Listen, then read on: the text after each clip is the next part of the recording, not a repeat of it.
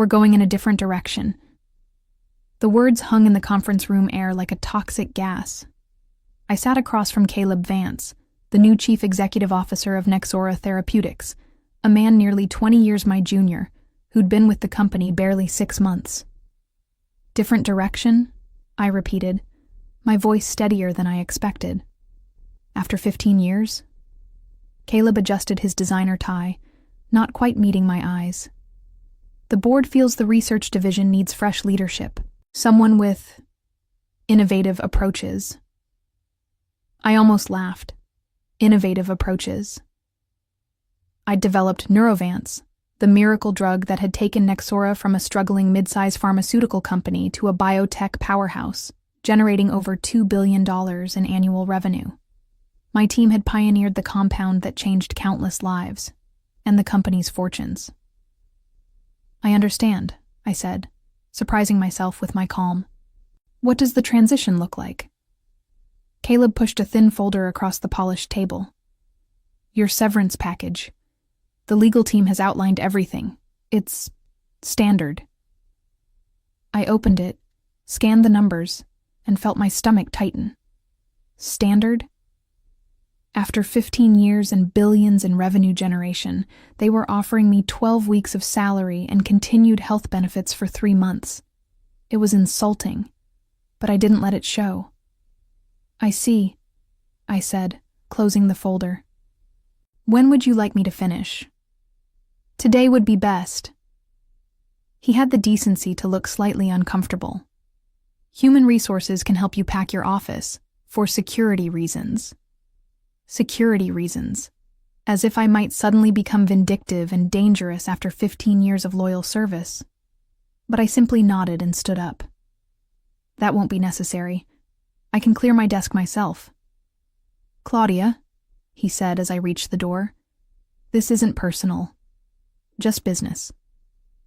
I turned back and smiled. "Of course, business. My name is Claudia Benson. I'm 51 years old, and until today, I was the Senior Director of Pharmaceutical Research at Nexora Therapeutics in Stamford, Connecticut.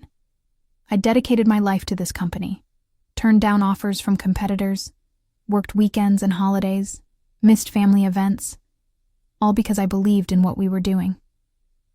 As I walked back to my office, colleagues watched me with concerned expressions. News traveled fast. I kept my head high, my face neutral, even as my mind raced. 15 years of innovation, of breakthroughs, of loyalty, ended in a 5-minute meeting. What Caleb Vance didn't know, what the board hadn't bothered to check, was that I had prepared for this possibility months ago.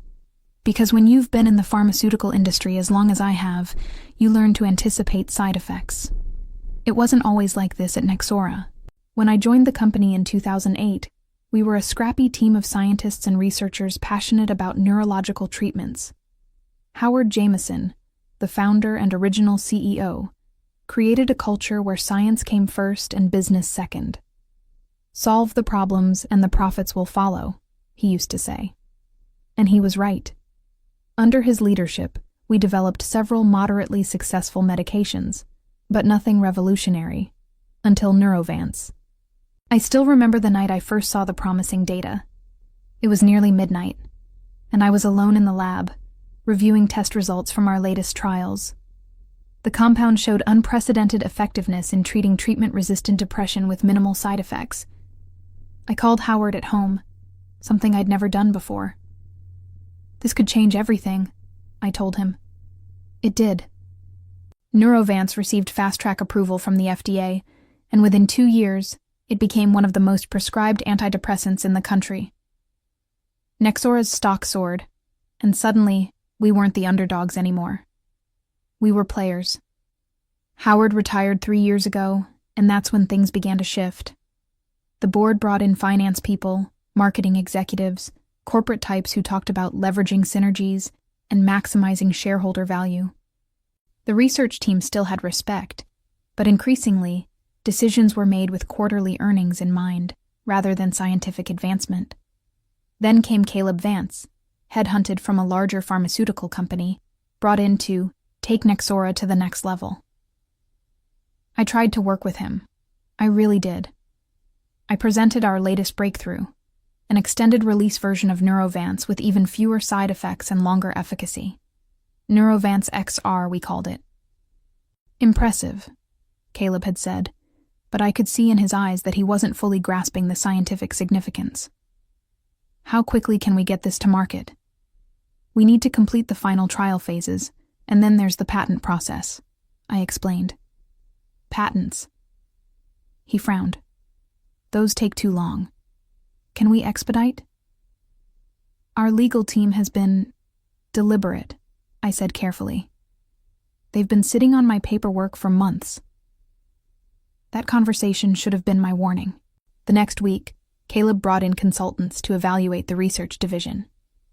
They asked strange questions, talked about restructuring for efficiency, and made cryptic notes. That's when I called my attorney, Victoria West. Something feels off, I told her. I've developed a compound that could be worth billions, but I'm getting signals that my position isn't secure. Let's talk about options, Victoria said. There are ways to protect yourself and your work. Victoria didn't mince words. Nexora owns your work, she said. Anything you develop as an employee belongs to them. That's standard. I know that, I replied, stirring my coffee.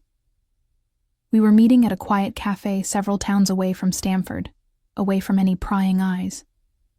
But the legal team has been dragging their feet on filing the patent for Neurovance XR. It's been sitting on their desks for months. Victoria looked thoughtful. That's either incompetence or strategy. Neither is good for you. What can I do? Tell me about your employment contract. Any specific clauses about intellectual property? I'd brought a copy, which Victoria reviewed carefully. She stopped at one section, her eyebrow raising slightly. This is interesting, she said. Your contract stipulates that inventions belong to Nexora if they're developed using company resources or during company time. Exactly, I said. It's all theirs. Not necessarily, Victoria replied, tapping the document. Have you done any work on this compound at home? Used your personal equipment? Worked on weekends or after hours when you weren't officially on the clock? I thought back. All the time. I have a home lab set up for theoretical work. I've spent countless weekends and nights refining the molecular structure before bringing it to the official lab. Victoria smiled. And I assume you've documented this? Lab notebooks? Time-stamped computer files? Of course. I'm a scientist. Documentation is second nature. Then we might have something, she said, leaning forward. You could arguably claim that the initial conception and significant development occurred outside company time, using personal resources. But the final testing was at Nexora, yes. But the core intellectual breakthrough, the patent-worthy innovation, you could claim happened on your own time. I was skeptical. Would that hold up? It's not airtight, but it creates a gray area. Enough to file a competing patent application as an individual inventor, Victoria explained. And sometimes, a gray area is all you need to create leverage. The idea felt both exhilarating and terrifying. Wouldn't that be considered unethical? Is it ethical for them to delay filing a patent on your work while possibly planning to remove you? Companies protect themselves all the time. This is you doing the same. After another hour of discussion, we formulated a plan. Victoria would help me establish a personal intellectual property holding company. I would document all my independent work on the compound and file a patent application through my new entity. If Nexora kept me on and properly filed their patent, I would assign my rights to them. If not, well, I'd have insurance. For the next few weeks, I lived a double life. At Nexora, I was the same dedicated research director I'd always been. At home, I meticulously documented my independent contributions to Neurovance XR and prepared the patent filing. The day Victoria confirmed that our application had been submitted to the United States Patent and Trademark Office, I felt a strange mixture of relief and guilt. I told myself it was just protection, a safety net I would hopefully never need to use. 1 week later, I was called into that fateful meeting with Caleb Vance. I cleared out my office with methodical precision.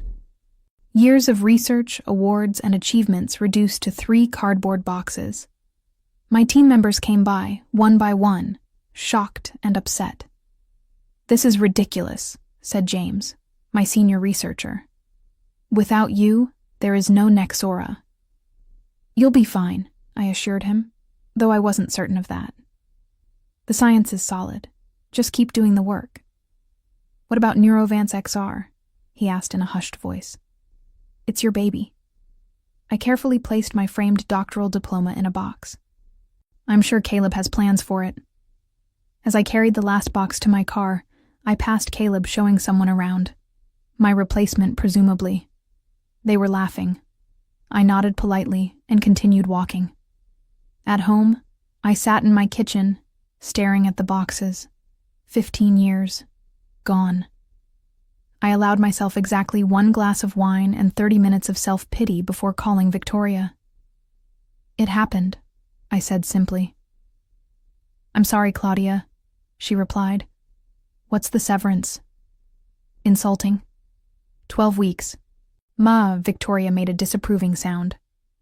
"Did you sign anything?" "Not yet. They want me to come in tomorrow to finalize."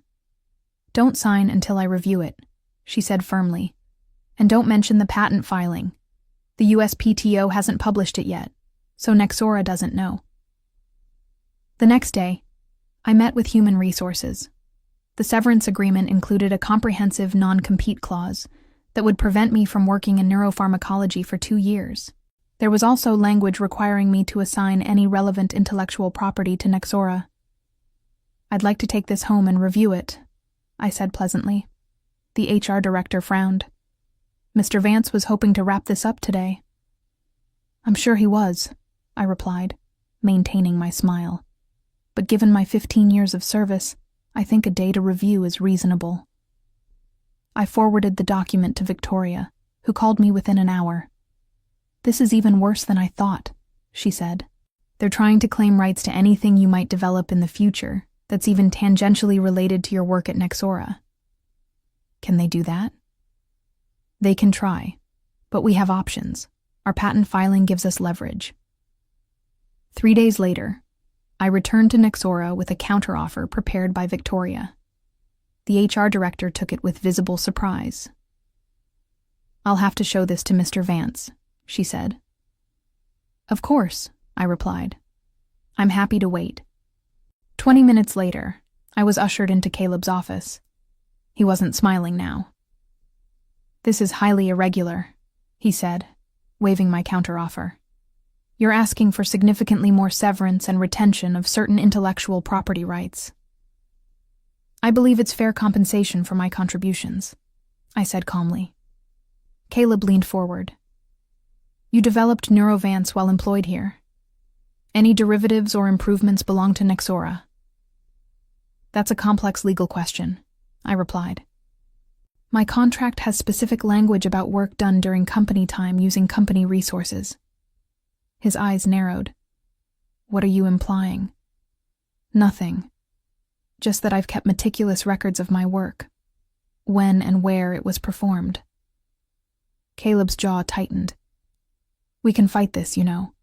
Our legal team would spend more on litigation than the additional severance I'm requesting." I finished for him. "And that's assuming you win."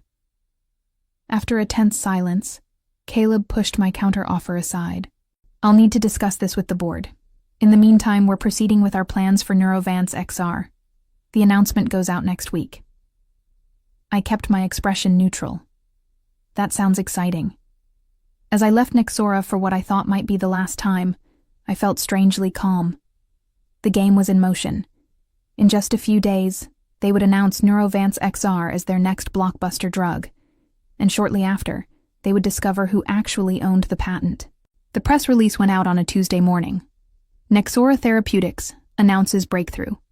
Extended release depression treatment, Neurovance XR, expected to double company revenue by 2026.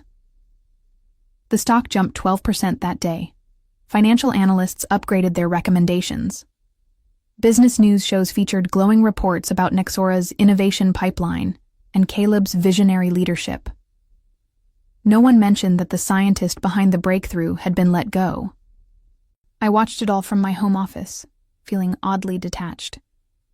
Victoria called around noon. "Have you seen the announcement?" she asked. "Yes," I replied, very enthusiastic. "They're claiming they own the IP," Victoria said, "and the USPTO will be publishing patent applications on Thursday." "Including mine?" "Yes, and since yours was filed first, it will be clear who has priority." "What happens then?" I asked, though we'd been over this scenario multiple times. "One of two things," Victoria explained patiently. "Either they realize the situation and approach us to negotiate, or they try to fight it and claim you stole company IP. Which do you think it will be? With someone like Caleb Vance, he'll fight. His ego won't allow anything else." She was right. The day after the USPTO published the patent applications, revealing that Claudia Benson, not Nexora Therapeutics, had filed first for Neurovance XR, my phone exploded with calls. I ignored them all except Victoria's. "It's happening," she said. "Nexora's stock dropped 24% today. They've issued a statement claiming you misappropriated company intellectual property." "As expected," I replied. "There's more," Victoria continued. "I've received calls from 3 different pharmaceutical companies wanting to discuss licensing Neurovance XR from you. That I hadn't expected so quickly." "Already? Who?" "Verdanta Pharmaceuticals, Meridian Healthcare, and Terragen Biotech. All major players, all offering terms that would make you very wealthy." I took a deep breath. "Let's not rush into anything. What's happening with Nexora?" "Their board has called an emergency meeting. Word is that Caleb is in the hot seat." I felt a twinge of satisfaction, but pushed it aside. This wasn't about revenge.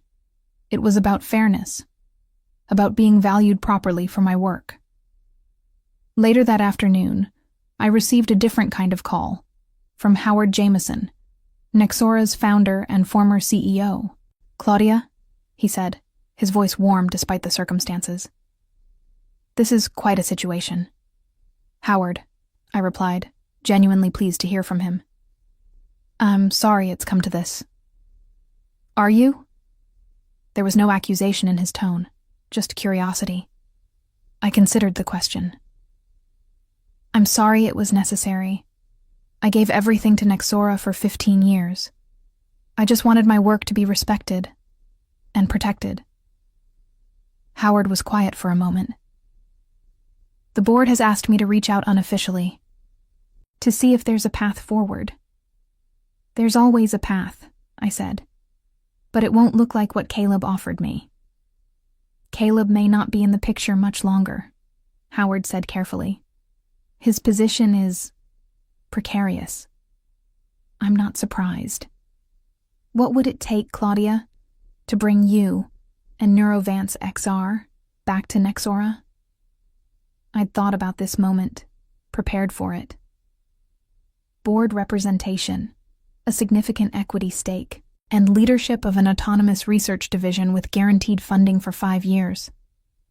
Howard whistled softly. "You're not asking for small things." "Neurovance XR isn't a small drug," I replied. "And I'm not the same person who was dismissed from a conference room last month."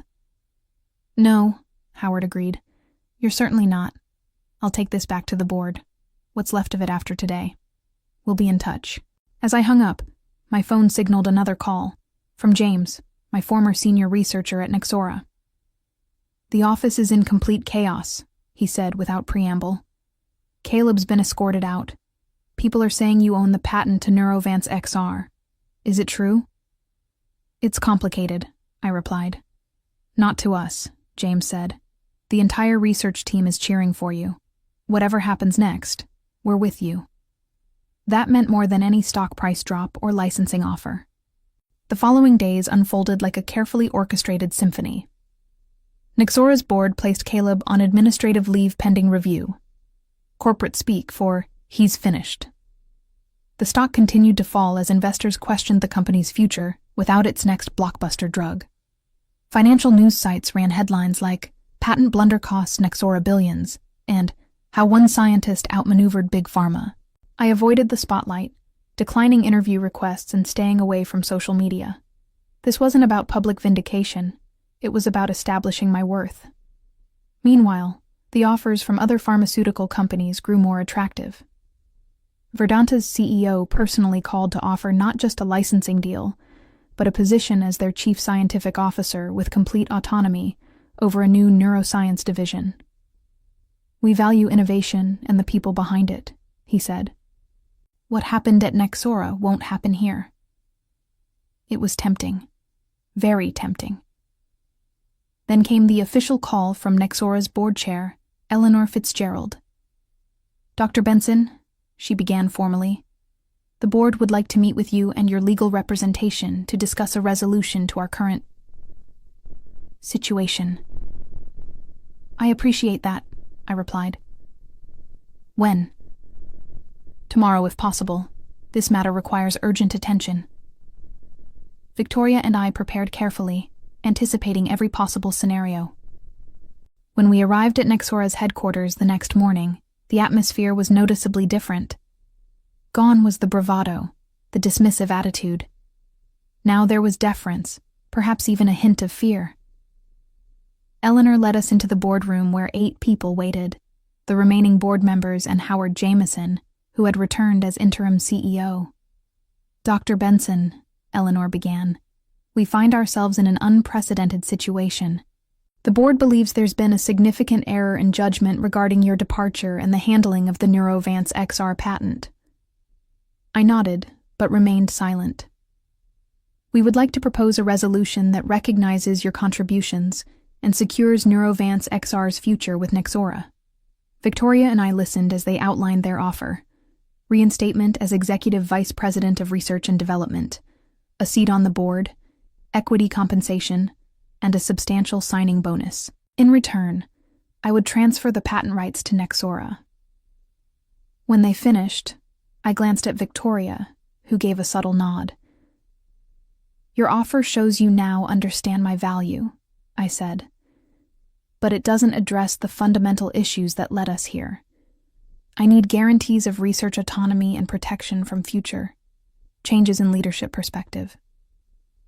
What followed was 3 hours of intense negotiation. By the end, we had crafted an agreement that satisfied all parties.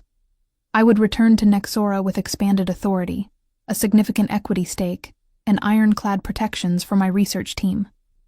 The patent for Neurovance XR would be transferred to Nexora, but with favorable royalty terms for me personally. As we prepared to leave, Howard pulled me aside. "You outplayed us all, Claudia," he said with a mixture of admiration and regret. "I'm sorry it came to this." "I'm not," I replied honestly. "Sometimes we need to be reminded of our worth." I returned to Nexora the following Monday. As I walked through the research division, my team greeted me with genuine smiles and visible relief.